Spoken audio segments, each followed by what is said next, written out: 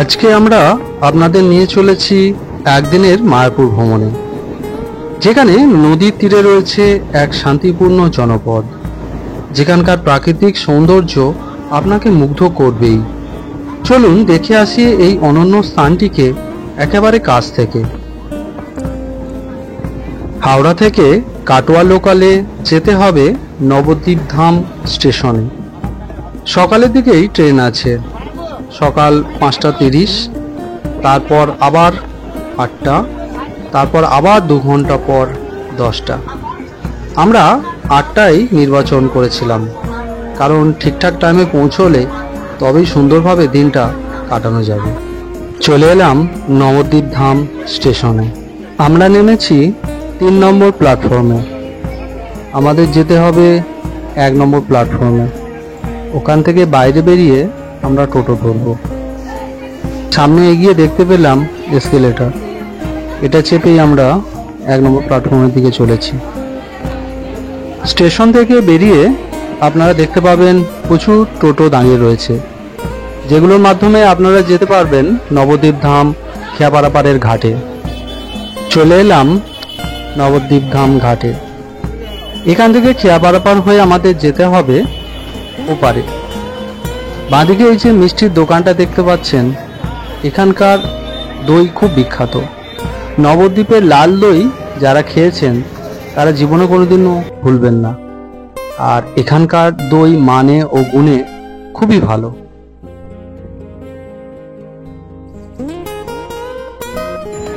সামনে রয়েছে খেয়া পারাপার হওয়ার টিকিট কাউন্টার।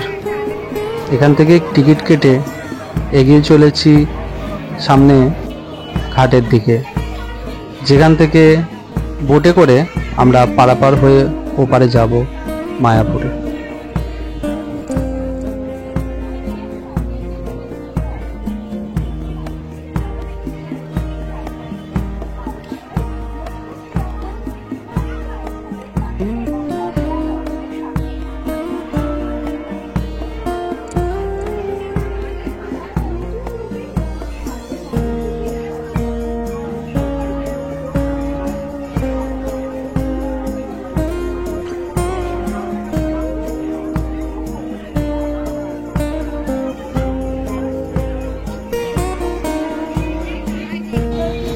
চলে এলাম মায়াপুর ইস্কন মন্দিরের মূল গেটের সামনে। এটা দিয়ে ঢুকেই সামনে যে সমস্ত কাউন্টারগুলো রয়েছে, যেখান থেকে আপনারা ভোগের কুপন কেটে নিতে পারবেন। তবে চেষ্টা করবেন যেন গদা ভবনের টিকিটটা পান, কারণ গদা ভবনের যে খাবারগুলো দেওয়া হয় সেগুলো অত্যন্ত সুস্বাদু।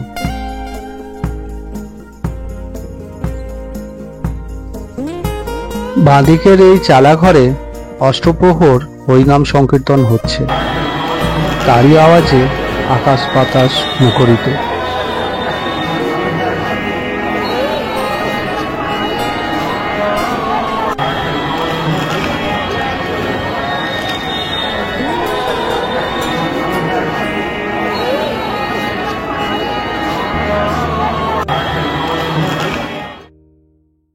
এই কাউন্টারে জুতো জমা রাখা হয়, আর তার পাশের কাউন্টারেই আপনাকে টিকিট কেটে মোবাইলগুলো জমা রাখতে হবে।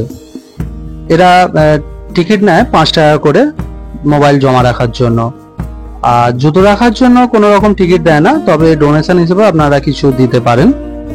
এখানে সমস্ত কিছু জমা রেখে তারপর খানিকটা এগিয়ে গিয়ে একটা ঘরের মধ্যে দিয়ে মূল মন্দিরে প্রবেশ করতে হবে, যেখানে আপনার সার্চ হবে। সার্চ করে তবে আপনাকে ভেতরে ঢোকাবে।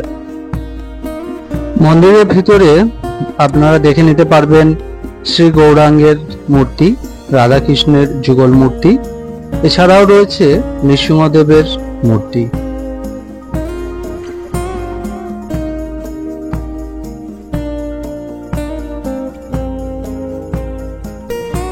এখানকার আধ্যাত্মিক পরিবেশ আপনার মন ভালো করে দিতে বাধ্য। চারিদিকেই হরিনাম সংকীর্তন হচ্ছে দেখতে পাবেন। এছাড়াও আপনার বিকালবেলা বা সন্ধ্যাবেলার দিকে এখানে অষ্টপ্রহর হরিনাম সংকীর্তন হয়। তবে একটা জিনিস মাথায় রাখবেন, এখানে কিন্তু দুপুর 1টার সময় মন্দিরের ফটক বন্ধ করে দেওয়া হয়, আবার খুলবে বিকাল 4টের সময়। তো 1টা থেকে 4টে এই সময়টা কিন্তু মন্দির বন্ধ থাকে। তাই মন্দির দর্শন করতে হলে আপনাকে 1টার আগে মন্দিরে পৌঁছতে হবে। যেখানে জুতো ও মোবাইল জমা রাখা হয় তার ঠিক পিছনটাতেই রয়েছে একটা পার্কের মতো খোলা জায়গা, যেখানে বেশ খানিকক্ষণ সময় কাটানো যায়। তার পাশেই রয়েছে সুলভ শৌচালয়। ইস্কনের মূল ভবন এখনো তৈরি হয়নি, এখনো কনস্ট্রাকশনের কাজ চলছে। তো ভেতরটা যদি আপনারা দেখতে চান তাহলে 50 টাকা ডোনেশনের মাধ্যমে আপনাকে একটা কুপন দেওয়া হবে, সেটা দেখিয়ে আপনি ভেতরে ঢুকতে পারবেন।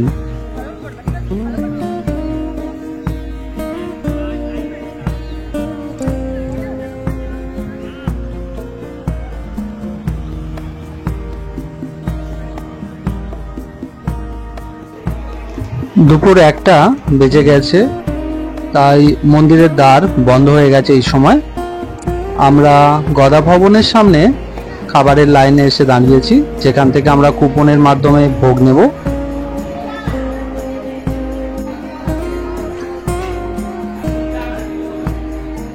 লাইন দিয়ে ভোগ পেয়েছি। এর মধ্যে রয়েছে ভাত, ডাল, একটা রুটি, আর সবজির মধ্যে রয়েছে সয়াবিনের তরকারি, পনিরের তরকারি, আর রয়েছে পায়েস। এছাড়াও গদা ভবনের ভিতরে এই কাউন্টারে আপনারা টিকিট কেটেও ভোগ সংগ্রহ করতে পারবেন। এখানে অবশ্য একটা 150 টাকার স্পেশাল থালিও রয়েছে, যাতে খাবারের পরিমাণ অনেকটাই বেশি থাকে, সেটাও আপনারা কালেক্ট করতে পারবেন। তবে একটু তাড়াতাড়ি আপনাকে কুপন সংগ্রহ করতে হবে, কারণ খুব তাড়াতাড়ি এই কুপন শেষ হয়ে যায়।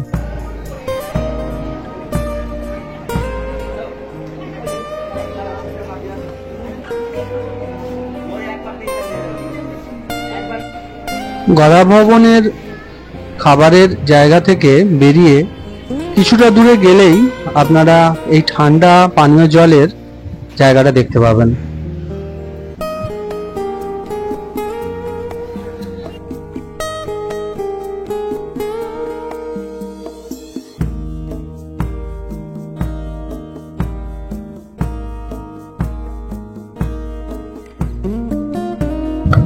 নীল আকাশ আর মন্দিরের চূড়ার রং মিলেমিশে একাকার।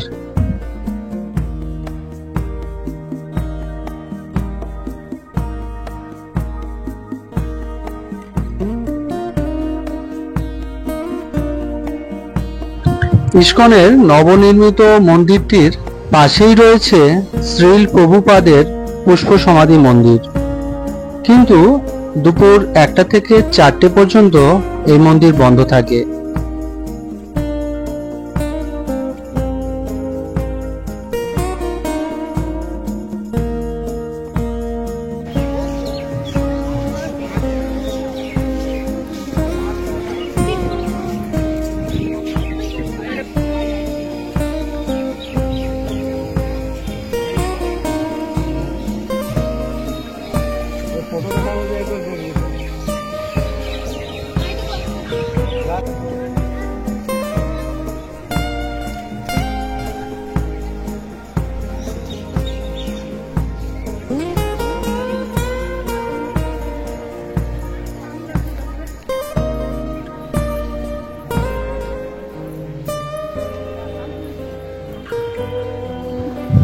এই ছিল আমাদের একদিনের মায়াপুর যাত্রা।